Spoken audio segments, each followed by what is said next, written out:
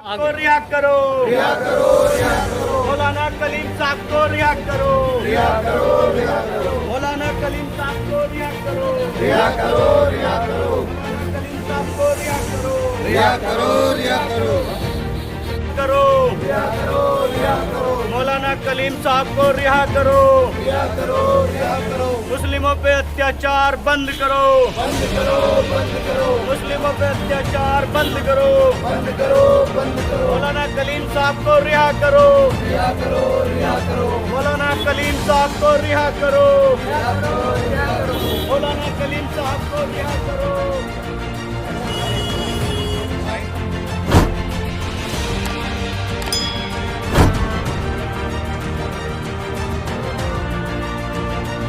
अत्याचार बंद करो, बंद करो, बंद करो। मुस्लिम मैं इस वक्त मौजूद हूँ शाहीन बाग के इलाके में। अभी हाल ही में जिस तरह मौलाना कलीम सिद्दीकी साहब की गिरफ्तारी की गई है यूपी एटीएस के जरिए और उनको अदालत के बाद जो है सुनवाई के बाद 10 दिन की पुलिस रिमांड पर भेज दिया गया है, किस चीज़ को लेकर के क्या आवाज़ उठा रहे हो, क्या मकसद? आवाज़ भाई हम इसलिए उठा रहे हैं, मौलाना कलीम साहब को जो अरेस्ट करा गया है वो एक बिल्कुल जो है ये बहुत गलत है, बहुत आपराधिक है। क्योंकि अगर वो अगर अपने इस्लाम का प्रचार प्रसार करते हैं तो वो कोई गुनाह नहीं कर रहे, वो कोई गलत नहीं कर रहे।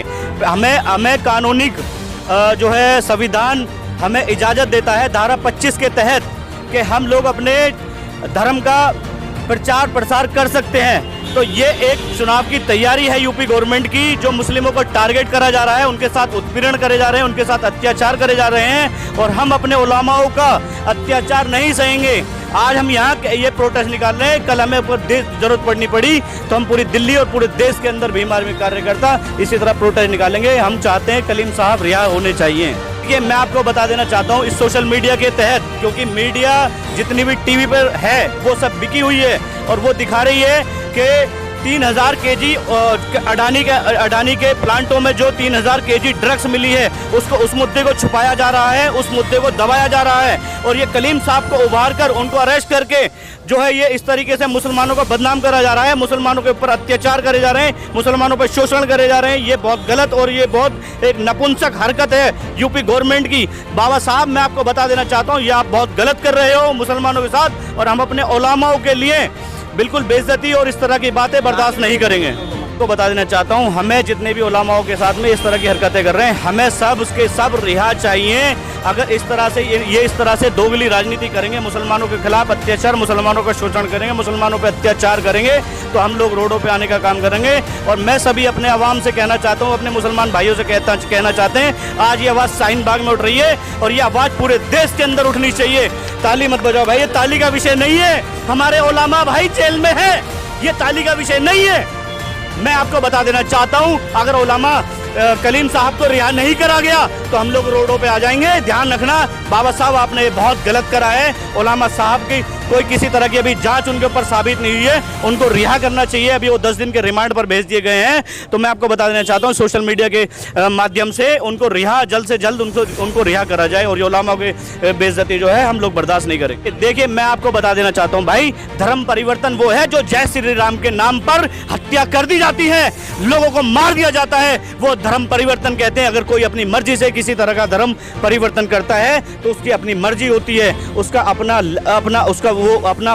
मन होता है, उसका अपना डिसीजन होता है, वो अपनी मर्जी से करता है। कोई किसी को धर्म परिवर्तन जबरदस्ती नहीं करता। मुझसे कोई जय श्री राम के नाले लगवा के मेरा कोई धर्म परिवर्तन करके दिखाए, क्या आप लोगों में से कोई कर लेगा धर्म परिवर्तन? और मैं आपको बता देना चाह रहा हूँ अपने धर्म की प्रचार प्रसार करने की इजाजत दफा 25 और संविधान हमें देता है। तो हम अपने धर्म की क्यों ना हम अपने धर्म की जो है वो करें, प्रचार प्रसार करें। आप लोग करो, आपको किसने मना करा है धर्म प्रचार करने के लिए? आप लोग तो जय श्री राम के नाम पर लोगों की हत्या करते हो, लोगों को मारते हो, दलितों पे अत्याचार करते हो, दलितों को मारते हो, मुसलमानों को मारते हो। मेरे भाइयों ये उलमाओं के लिए हम बेइज्जती बिल्कुल बर्दाश्त। और पहली बात ये, कलीम साहब ने कोई गलत काम नहीं किया है। अपने इस्लाम को अगर वो बढ़ावा दे रहे हैं तो कोई गलत नहीं किया। अगर तलवार के जोर पर अगर वो कोई भी चीज़ किसी से कहते हैं तो कोई वीडियो दिखाए कि तलवार के जोर पे इस्लाम फैल रहा है। किसने तलवार के जोर पर फैला है इस्लाम? ये उनको फंसाने की साजिश है। और सबसे बड़ी बात ये अडानी को बचाना चाहते हैं, इसका मेन वजह यही है और कुछ नहीं है। फंडिंग का आरोप लग रहा है फंडिंग का आरोप ये है कि अगर कोई फंडिंग कर रहा है, अब ऑक्सीजन आई थी सऊदी से, उस पर क्यों ऑब्जेक्शन उठाया? फंडिंग कर सकता है कोई भी कि अगर गलत वे में फंडिंग होती है उसके लिए आदमी उसकी बताएं कि किस गलत तरीके से फंडिंग हुई है। इनके पास फंडिंग का कुछ भी नहीं है, इन्होंने उठाया है धर्म परिवर्तन के नाम पर, ये बिना बात की बातें लगा रहे हैं और कुछ नहीं है। देखिए, मैं पहले तो ये कहना चाहूँगा कि ये बहुत बुरे वक्त से देश के लोग गुजर रहे हैं। इस टाइम पे इनके पास में काम करने के लिए इन्होंने कोई काम किया नहीं, तो अब यूपी के अंदर चुनाव है। इस वक्त में ये क्या कर रहे हैं, लोगों को वोट बैंक्स को बदलने के लिए, लोगों के मिजाज को बदलने के लिए इन्होंने क्या किया कि मुसलमानों को टारगेट करना शुरू किया है, और ख़ासकर वैसे मुसलमानों को टारगेट करना शुरू किया है जिन्होंने पिछले कुछ टाइम से, ठीक है, आप देख सकते हैं किस तरीके से लोगों में आक्रोश है यहाँ पे। तो इन्होंने अपने विकास के मुद्दे को छुपाने के लिए, क्योंकि ये धर्म और जाति की राजनीति करते हैं, आप सीधा सीधा उठा के देखें कि आखिर इसका फ़ायदा किसको होगा। मौलाना को इस वक्त में चुनाव से पहले उठाया गया, रिमांड पे भेज दिया गया बिना किसी इसके, मतलब उन पर गलत इल्ज़ाम लगाकर।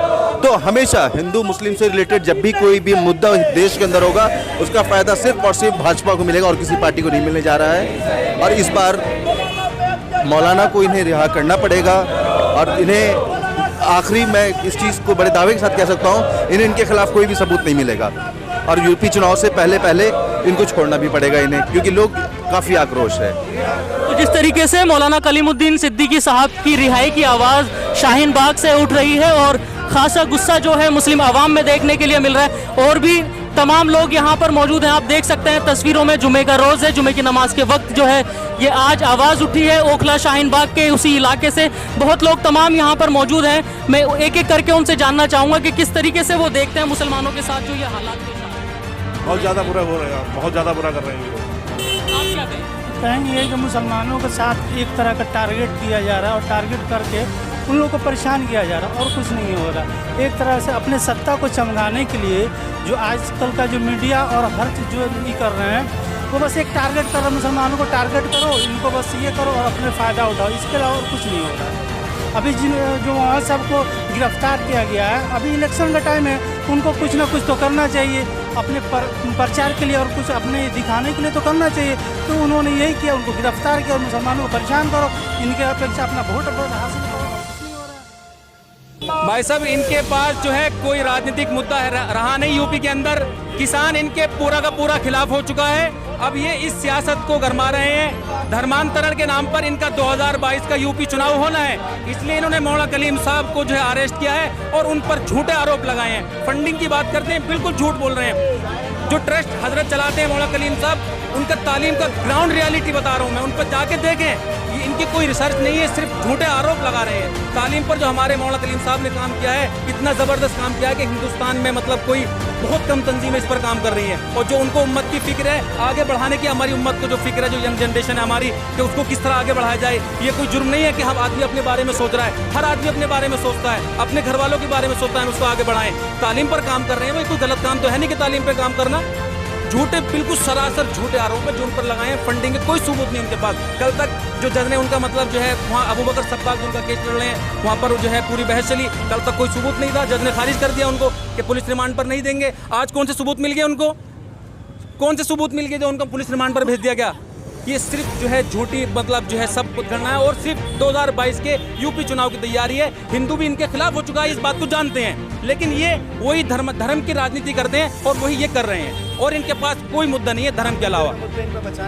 जब तक हम प्रोटेस्ट जारी रखेंगे, हमारे जो है हज़रत मौलाना कलीम साहब को रिहा नहीं किया जाए। बिल्कुल, ये सिर्फ एक प्रोपेगंडा है, मतलब एक मुसलमानों के खिलाफ ये चीज़ चल रही है, और इसको भी हिंदू भी समझ रहा है कि भाई धर्म की राजनीति मतलब ये बेरोजगारी है। यहाँ पर लोग बेरोजगार हैं, अब लोग हिंदू भी समझ रहे हैं। तो अब ये दोबारा से इस चीज़ को मतलब गरमा रहे हैं कि भी दोबारा से धर्म का नाम लेके हिंदुओं को उबाला जाए और किसानों को फिर खिलाफ किया जाए। क्योंकि 2014 में जो सरकार बनी थी, वो मुजफ्फरनगर के झगड़े जो जाटों ने मतलब वहाँ पर जो है पूरा दंगाई की थी, वो उनके अब खिलाफ हो चुके हैं। पता लगा इनको खाली स्टेट नहीं बल्कि सेंटर भी इनका खतरे में है। इनकी इंशाल्लाह गवर्नमेंट गिरेगी, और जुल्म से सरकारें नहीं चलती। जब जुल्म जो है ऊपर बढ़ता है तो ये ख़त्म हो जाता है, नेस्तो नाबूद हो जाते हैं। इनको शायद ये मालूम नहीं। मेरे भाइयों, हम बता तो रहे, हमें अपनी जान भी देनी पड़ी तो हम जान भी दे देंगे। उलामाओं के बाद में हमारे पास कुछ नहीं है। उलामा हमारी इज्जत है, हमारी शान है उलामा, समझ लो नहीं। तो मैं आपको बता देना चाहता हूँ, ये नपुंसक हरकत है ऐसी गवर्नमेंट की जो ये एक घृणता वाली राजनीति कर रही है, मुसलमानों पे और जो है दलितों पे अत्याचार कर रही है, ये सिर्फ 2022 चुनाव की तैयारी है बाबा साहब की, इससे ज़्यादा कुछ नहीं है। मैं आपको बता देना चाहता हूँ। और मेरे भाइयों, मैं आपको बता दूं, इस आवाज़ को अगर हमारे बुजुर्ग, हमारे साथी, हमारे बुजुर्ग नौजवान साथी अगर इस आवाज़ को नहीं उठाएंगे तो मुसलमानों के साथ इसी तरह से अत्याचार होते रहेंगे। हमें रोडों पे आना पड़ेगा। अपने उलमाओं के लिए भी अगर हमने आवाज़ नहीं उठाई तो हम किसके लिए आवाज़ उठाएंगे, किसके लिए बोलेंगे।